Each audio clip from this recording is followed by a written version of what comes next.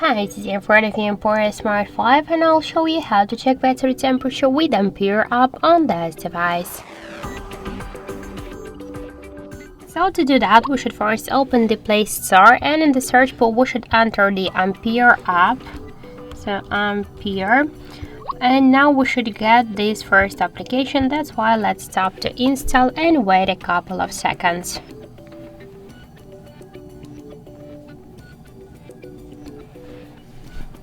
So after that we should just open the application, tap to yes I agree, be close, on the left down corner tap to OK, and now we can see here that the temperature of our battery is 28.3 degrees. So also we can find here more information like the battery health, capacity, voltage, Android version and more other info. That's it, thank you for watching, and if you find this video helpful, don't forget to leave a like, comment and to subscribe our channel.